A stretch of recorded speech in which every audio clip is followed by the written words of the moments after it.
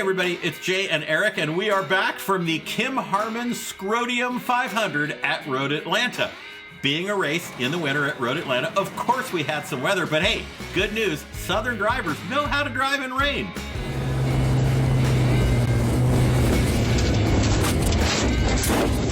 All right, let's get to it. Just a quick recap, the Kim Harmon Scrodium 500 is named after our event manager, Kim Harmon, who lives in Atlanta, has been going to races there forever and ever, and we gave her a race about 6 or 7 years ago, and named it for the Scrodium. What is Scrodium? Let's do a flashback. Can we go one video without using the word scrodium? No. Scrodium? Is that a new element? That's my favorite element. Yeah. What the hell is Scrodium 134 Yeah. is the isotope. They keep your feet warm okay, but there's the problem of your scrotum Can we staying go kind one video without saying Kinda. the word scrodium? I don't know about famous, but Lemon's Famous is definitely throwing the green flag at the race that's named after you and getting a bribe stencil for you at the race. Kim was also canonized as the patron saint of Scrodium, whatever that means. Kim's brother Craig has become a familiar face at Lemon's races as part of the staff, and he brought a Mercedes 190E to race. Now, the Cosworth 190E is one of the greatest cars of all time, and this was not that. We had the Adrenaline Chunkies and the Ninja Turtles Miata. We had the Sonic Hedgehog-themed RX-8. And we had the Stall Wars Miata. I paid 500 credits for this car, which was supposed to be a 24 hours of Le Mans car. This is a Lemon's car. We had Holy Shift's Ghostbusters Subaru. We had Team Achy Breaky's Beatles Yellow Submarine, and it was really nice to see it come together for them on the long and winding road. I am the Walrus? And we had the Borg-themed Borg Ward, which Judge Craig will put into context.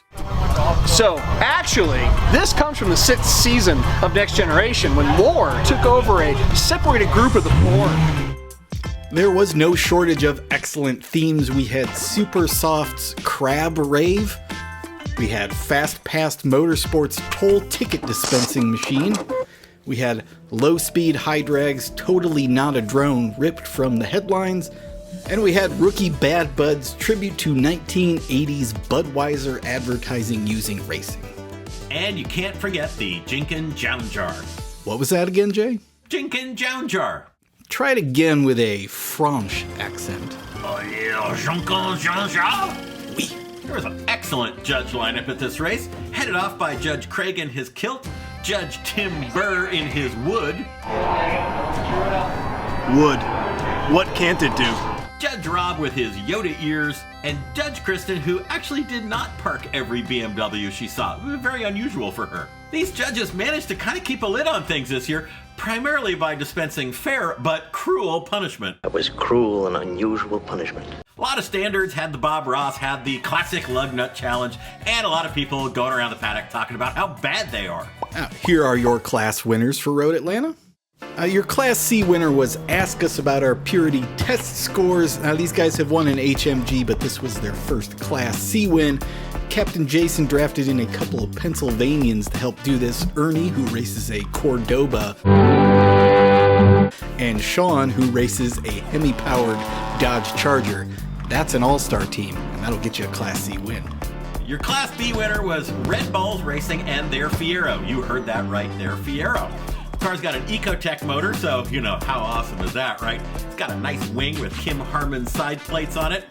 The thing is, they're outstanding drivers and they are well organized, and therefore they can win Class B and almost the race overall in a Fiero.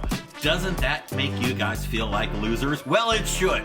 I want to make quick mention of the Class B runners-up of Baltimoreans. These are guys who have raced a BMW for 10 years. They finally got a different car this year, a Honda Civic. They finished second in B, fifth overall.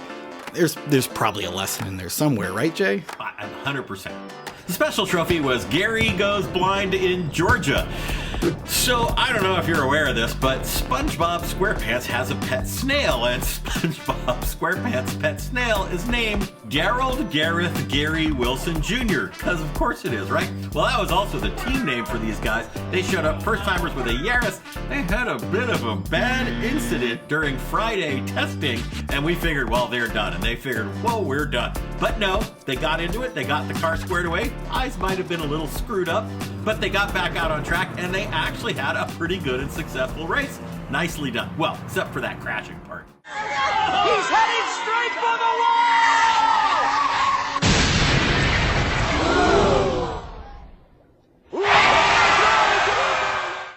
Speaking of crashing, this race had a lot of carnage, not specific just to Gary. The KO Racing Honda Del Sol found the wall after its tire debeated itself down at one of the tight turns, and it said, "I'm down." Anyway, car was only minorly damaged. They got it back on the track.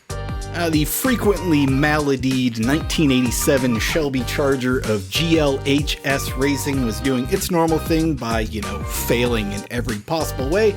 Sounds like it was causing them misery. Anyway, Team Charlie Sheen's Mazda RX-7 wasn't #winning because the gears on its carrier shaft did what all RX-7 transmissions do. It left them nowhere, man. And of course we had Maverick James. I'm Rick James, bitch. Which wasn't immune from a super freak failure. Team Lapdog's Jetta also had a bad weekend when they decided to mix hot exhaust on one hand with power steering fluid on the other. Spectacular results, though.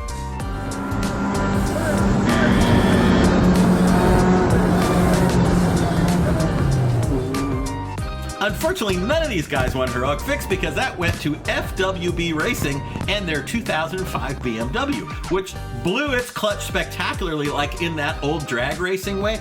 Almost cut the car in half, almost cut the driver's feet off. This was not good. Mangled everything, basically from the back of the engine to like the rear axle was gone. And they hadn't even made it through tech yet. So they started searching the paddock and they found out that the Chester Cheetahs have all of the parts for their similar BMW. Chester stepped up, hooked them up, they got the car back together, and they were out there racing.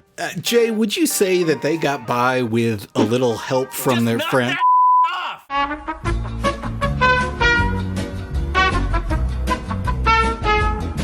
I Got Screwed went to Chester Cheaters. They screwed themselves by helping others, which is kind of a good way to go.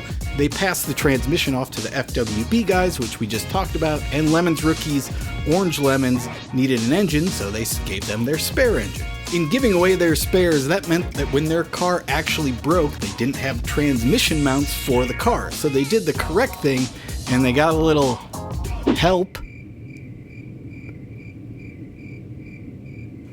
of their own from Wood. Wood. What can't it do? This message brought to you by the Wood Council.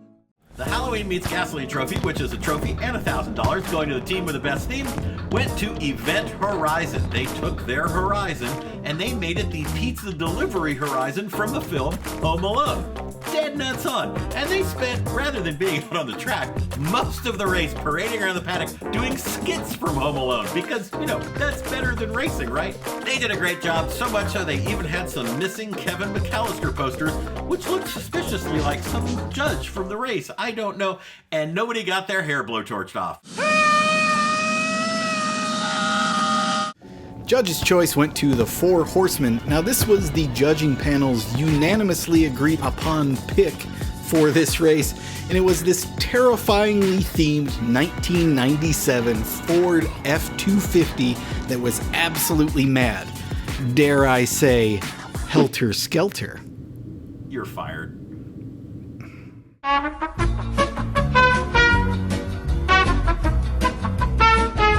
Anyway, it had a rear-mounted minigun turret, and we'd say that was the most dangerous thing on the truck, except it wasn't. They also had their active arrow, which appeared to be A, very sharp, and 2, very good at collecting victims. In addition, their spiky lugs were of questionable integrity, shall we say. They managed to fix that so it wasn't going to maim anybody, but considering they built a hoopty race car out of a big truck, you would imagine that the one safety item they would actually upgrade was the brakes, which they didn't do, so they spent the entire weekend chasing down brakes.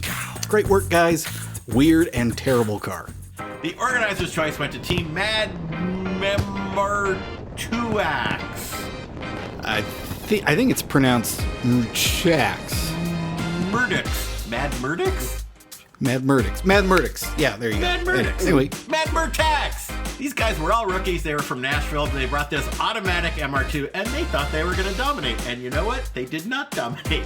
The car was terrible. They had every kind of rookie problem. The transmission, shocker, packed it up. They got help from Dickie Speedmaster to get back out. They limped around. They had the most clueless rookie, perfect Lemons experience. It was super fun to watch.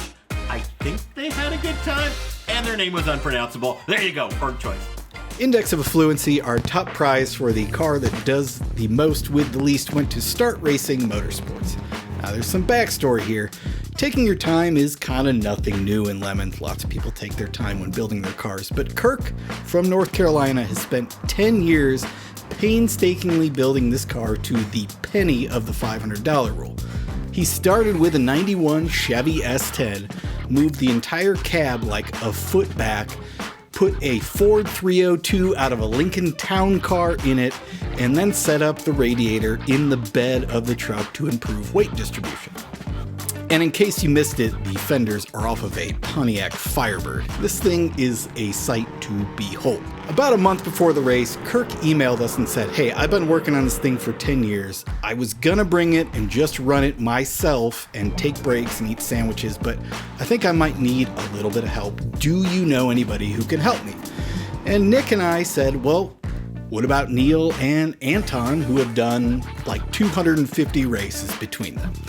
That turned out to be awesome. With that kind of help, the S10 kind of ran all weekend, but Neil and Anton told me Kirk didn't really need any help. This thing was awesome right out of the gate. Really, the only thing that had been holding it back for most of the weekend was the fact that there was no airflow over the radiator in the truck bed. That is a fixable problem. Everything had been going almost perfectly except for that overheating until, with about an hour left, Kirk put the truck into the wall. Now, it might be done, it might not be done, but even sitting out that last hour, the truck finished like 38th overall, beat like 80 cars. We couldn't not give it the index of fluency. Hope to see Kirk back in less than 10 years. This thing's amazing. And this is Lemons in a nutshell.